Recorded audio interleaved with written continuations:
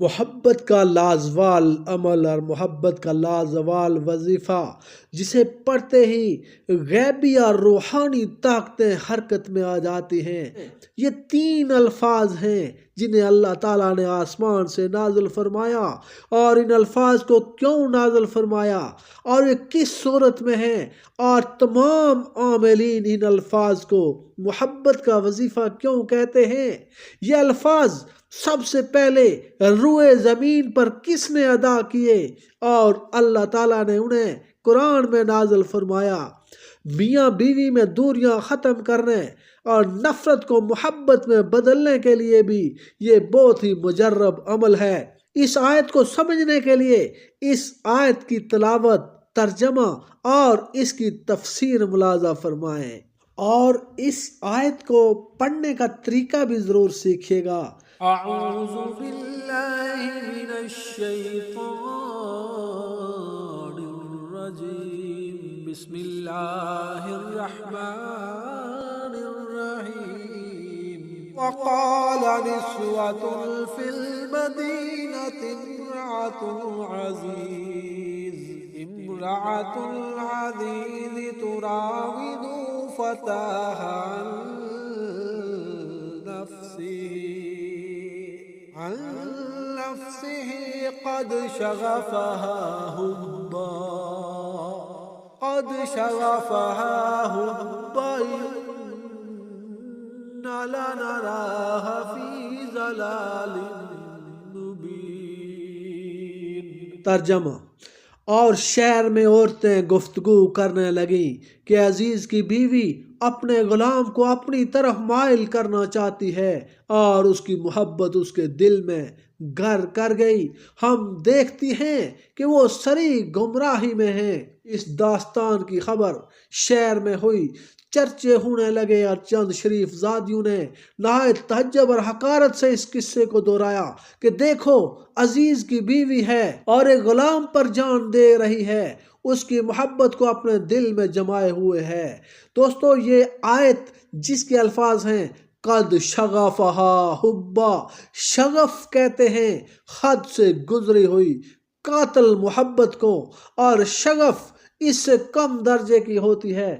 دل کے پردوں کو عورتیں شغاف کہتے ہیں کہ عزیز کی بیوی سری غلطی میں پڑی ہوئی ہے۔ ان غیبتوں کا پتہ عزیز کی بیوی کو بھی چل گیا۔ یہاں لفظ مکر اس لیے بولا گیا کہ بقول بعض خود ان عورتوں کا یہ فی الواقع کھلا مکر تھا۔ اصل حسن یوسف کے دیدار کی تمنا تھی، اور یہ تو صرف ایک حیلہ بنایا تھا۔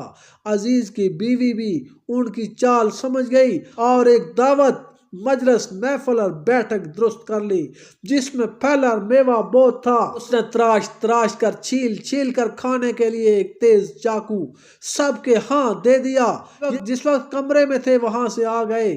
عورتوں کی نگاہ جو آپ کے چہرے پر پڑی تو سب کی سب دہشت زدہ رہ گئیں، ہیبت و جلال اور رعب و حسن سے بے خود ہو گئیں، اور بجائے اس کے کہ ان تیز چلنے والی چھریوں سے پھل کٹتے، ان کے ہاتھ اور انگلیاں کٹنے لگیں۔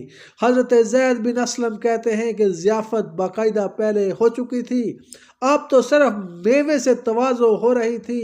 میٹھے ہاتھوں میں تھے، چاقو چل رہے تھے۔ جو اس نے کہا یوسف کو دیکھنا چاہتی ہو؟ سب بول اٹھی ہاں ہاں ضرور۔ اسی وقت حضرت یوسف علیہ السلام سے کلوا بھیجا کہ تشریف لائیے۔ آپ آئے، سب عورتوں نے پوری طرح آپ کو دیکھا۔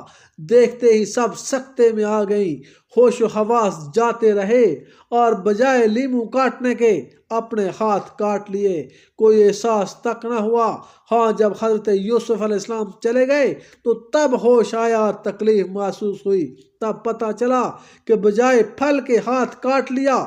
اس پر عزیز کی بیوی نے کہا، ایک ہی مرتبہ کے جمال نے تو تمہیں ایسا اثر کر دیا، پھر بتاؤ میرا کیا حال ہوگا؟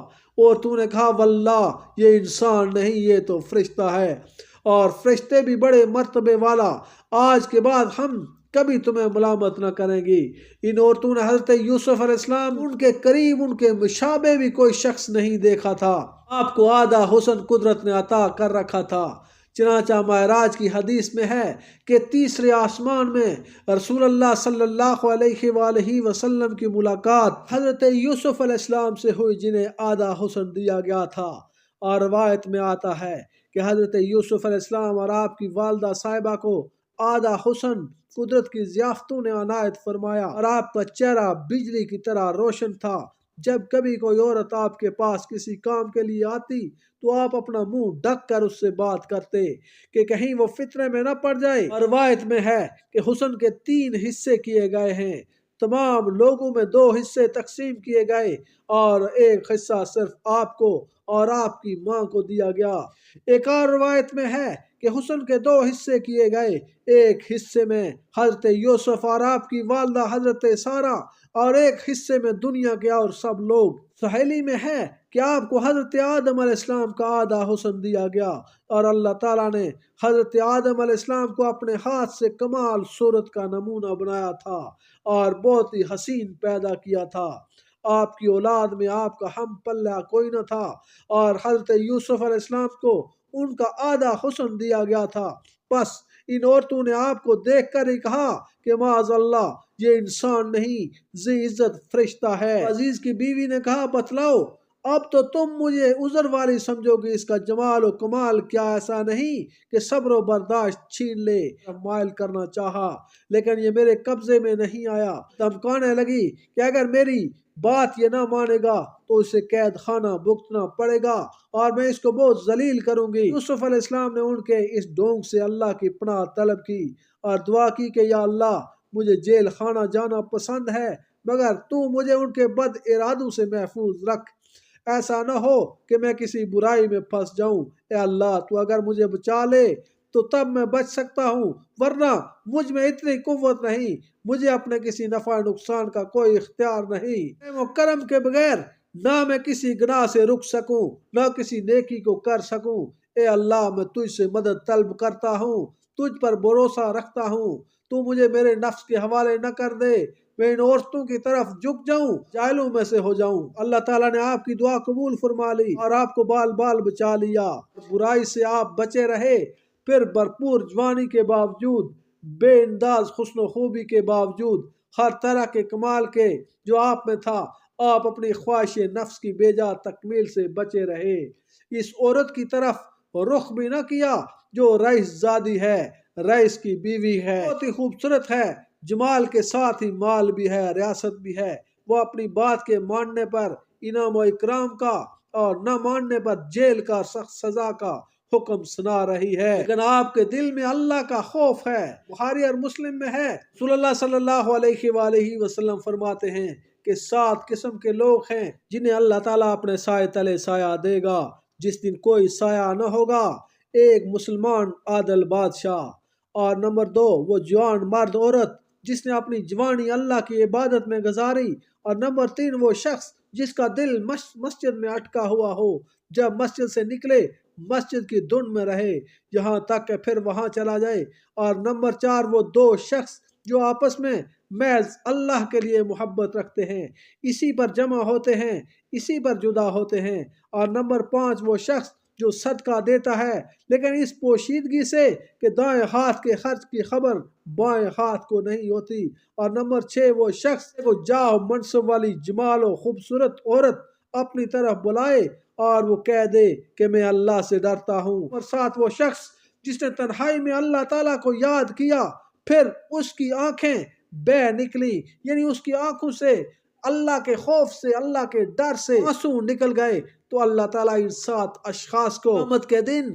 اپنے سائے تلے، اپنے عرش کے سائے تلے جگہ دے گا، اس وقت جب سورج سوا نیزے پہ ہوگا اور کوئی سایہ نہ ہوگا۔ یہ سورت یوسف کی آیت نمبر 30 ہے، اور اس آیت نمبر 30 کا ایک چھوٹا سا حصہ، یہ 3 الفاظ آپ نے پڑھنے ہیں، قد شغفہا حبا، اور اس کو آپ نے نماز عشاء کے بعد 101 مرتبہ محبوب کا تصور کر کے پڑھ لیں، اور میاں بیوی میں اگر دوریاں ہیں تو وہ ایک دوسرے کا تصور کر کے 101 دفعہ پڑھ لیں، انشاءاللہ تعالی نفرتیں محبت میں بدل جائیں گی۔